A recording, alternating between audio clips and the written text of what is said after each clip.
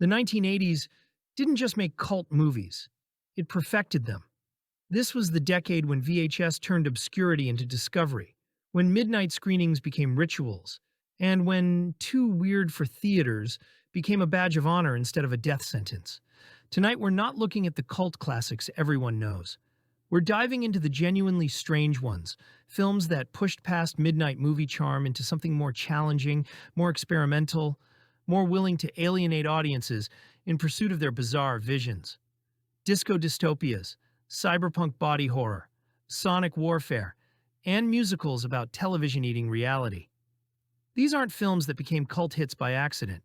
They were born strange, stayed strange, and found their people precisely because they refused to compromise. 10 films from the 80s that prove cult movie doesn't always mean fun. Sometimes it means confronting cinema at its most uncompromising and bewildering. Dr. Caligari, 1989. Inside a remote sanitarium, an experimental doctor reshapes identity, desire, and perception through unusual methods that blur the line between science and performance art. The story unfolds in a series of heightened encounters where characters speak with rhythmic precision, turning dialogue into something closer to poetry. The plot becomes less important than the emotional and visual experience, reflecting a world where normal logic no longer applies.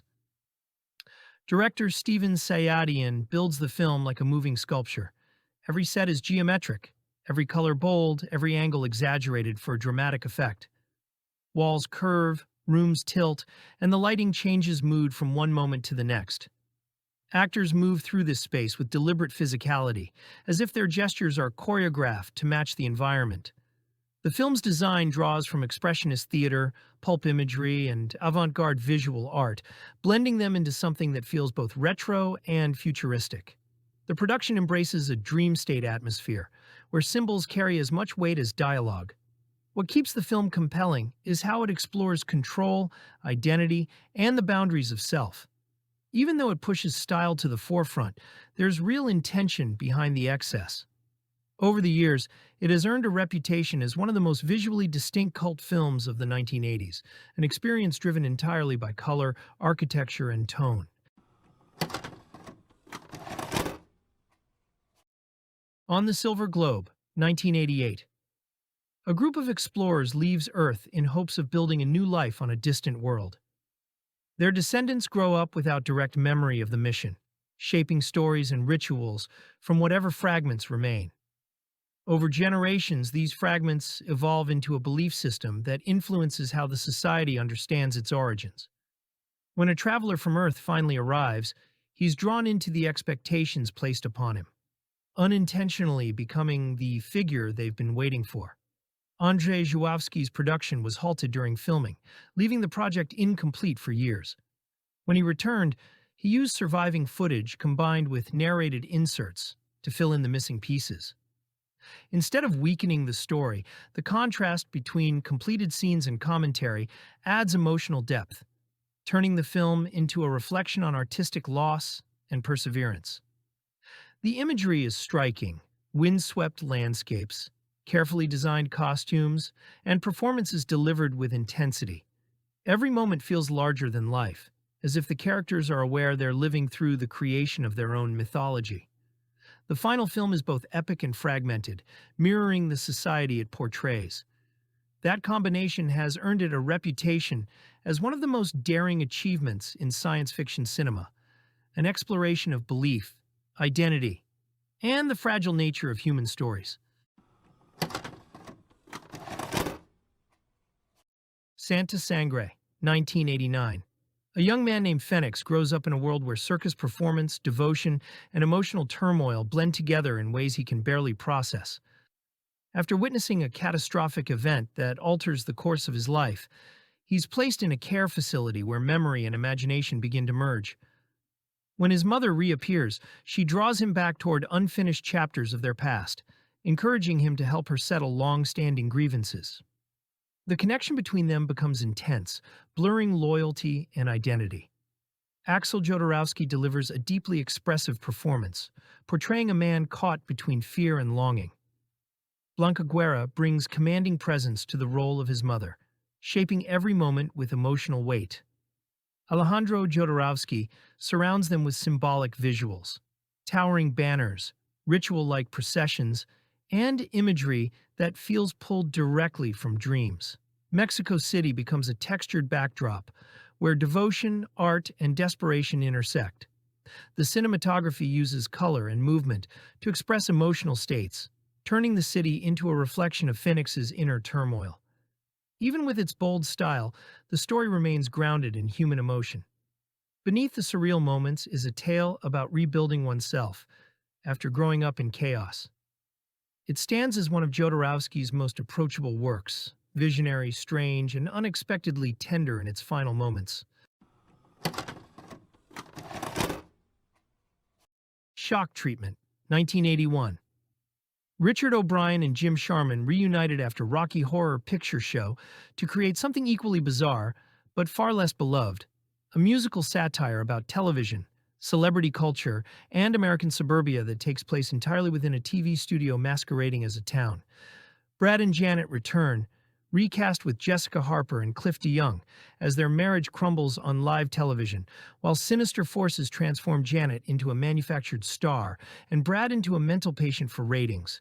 The film abandons Rocky Horror's midnight movie aesthetic for garish primary colors and deliberately artificial sets representing Denton, USA, a community that exists only as television programming. Every location is a soundstage, every citizen performs for cameras, and reality has been completely replaced by broadcast media. It's prescient satire about reality TV and manufactured celebrity that arrived decades before those concepts dominated culture. Richard O'Brien returns as villain Cosmo McKinley, orchestrating Janet's transformation alongside Patricia Quinn's Nation McKinley. Charles Gray, Barry Humphries, and Little Nell round out a cast that blends showbiz archetypes with institutional authority. O'Brien's musical numbers range from infectious pop to theatrical bombast, commenting on consumerism, mental health as entertainment, and the commodified American dream. Shock Treatment confused Rocky Horror fans expecting more of the same and never found its cult audience. But viewed now, its media satire feels remarkably prescient, a film about manufactured reality and celebrity culture that predicted our current moment with uncomfortable accuracy. Forbidden Zone, 1980. A suburban family accidentally stumbles into a dimension beneath their home, a chaotic underworld where logic melts away and musical numbers erupt without warning. This realm, known as the Sixth Dimension, is ruled by a jealous king and an ambitious queen whose whims shape the bizarre world around them. The film unfolds like a living cartoon, driven by exaggerated performances, surreal imagery, and a non-stop parade of eccentric characters. Richard Elfman fills every frame with energy, treating the screen like a stage where anything can happen. Sets look handmade in the most charming way, painted with bold colors and designed to feel like comic book panels come to life. The sight gags, dance sequences, and theatrical staging give the movie an unpredictable rhythm that keeps pushing forward. A major part of its personality comes from its soundtrack, filled with offbeat songs that set the tone for each new sequence. Whether characters are bursting into dance, arguing with royalty, or stumbling through labyrinth-like corridors, the music becomes as important as the visuals. What makes the film memorable isn't just its wild ideas, but the commitment behind them. It's a movie that fully embraces its own strangeness, turning budget limitations into creative strengths. Over time, audiences have embraced it for exactly that reason. Its refusal to play by any rules but its own. Tetsuo, the Iron Man, 1989. A man finds his body changing in ways he can't control after a strange encounter with a metal-obsessed recluse. What begins as a small, inexplicable injury grows into something far more overwhelming as pieces of metal seem to fuse with him, transforming his skin, movements, and sense of identity. The world around him becomes louder, sharper, and more chaotic, as if the city itself is pushing him into a new form. Shinya Tsukamoto shoots the film with relentless energy, using handheld cameras, rapid editing, and industrial soundscapes to create a sense of mounting pressure. Black and white cinematography gives the imagery a gritty texture, making every alleyway, factory wall, and flickering light feel alive. The film moves at a breakneck pace, cutting between surreal visions and frantic chases that blur the line between nightmare and reality.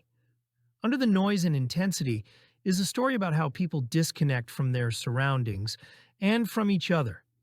As the main character changes, he becomes a reflection of the city's machinery, caught between fear of transformation and acceptance of his new identity. Despite its short runtime, the film leaves a lasting impact. It's a rare example of pure cinematic expression, where visuals and sound carry as much meaning as the story. Over time, it has become a landmark of underground film, influencing directors worldwide with its bold style and raw imagination. Decoder, 1984. A counterculture enthusiast discovers that the background music playing in fast food restaurants might be influencing people more than anyone realizes. Curious about how sound affects mood and behavior, he begins creating his own audio experiments, tracks designed to interrupt the steady rhythm of corporate soundscapes. As his work spreads through underground circles, larger forces take notice, leading to a quiet struggle between artistic expression and control. Directed by Musha, the film blends political satire, punk aesthetics, and DIY filmmaking into something both unconventional and engaging. The city streets, neon lights, and industrial interiors create an atmosphere of constant tension. Instead of big confrontations, the story unfolds through mood, suggestion, and the ways people interact with their environment.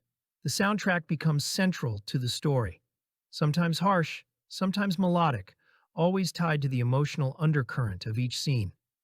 What makes the film stand out is its exploration of how sound can shape perception. It presents music not just as entertainment, but as a force with the power to disrupt routines and challenge authority.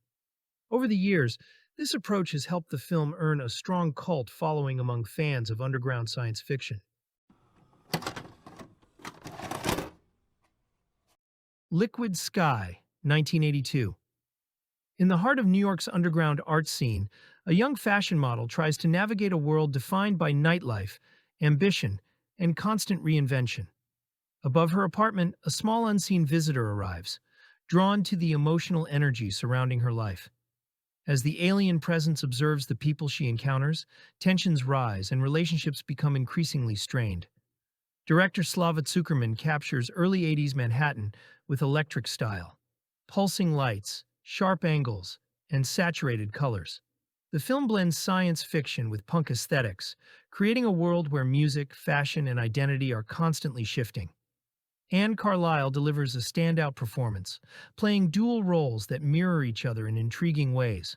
The soundtrack, driven by synthesizers, gives the film a hypnotic atmosphere.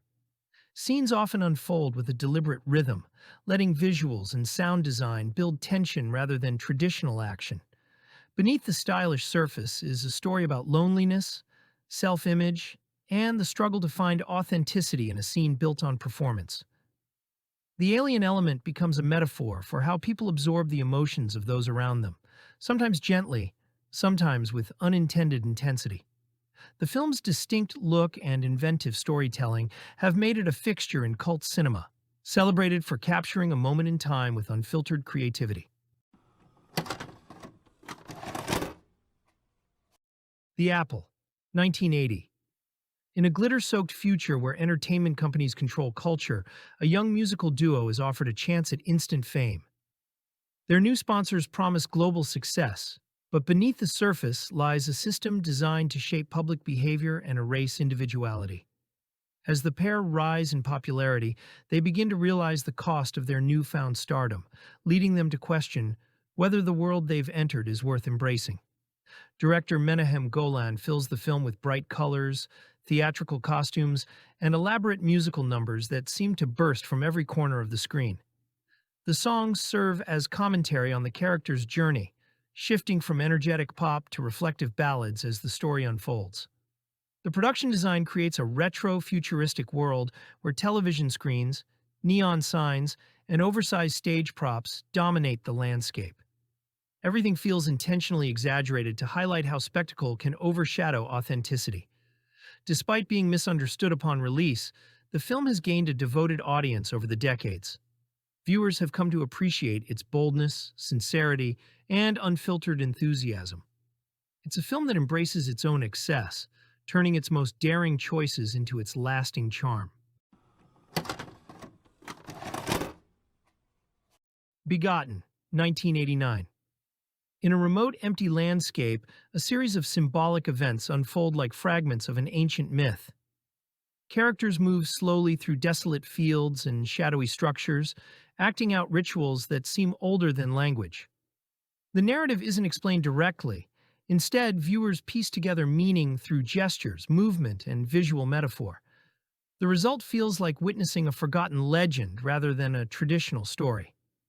Director Elias Merhige creates a one-of-a-kind visual experience, using a heavily processed, high-contrast style that makes the images look worn and timeless. Grain, scratches, and flickering light give the film the quality of a found artifact. There is no spoken dialogue, only ambient sound and rhythm, which intensify the sense of isolation. The film's strength lies in its commitment to abstraction. Every action is deliberate, every image arranged to evoke emotion or suggest a larger cosmic cycle.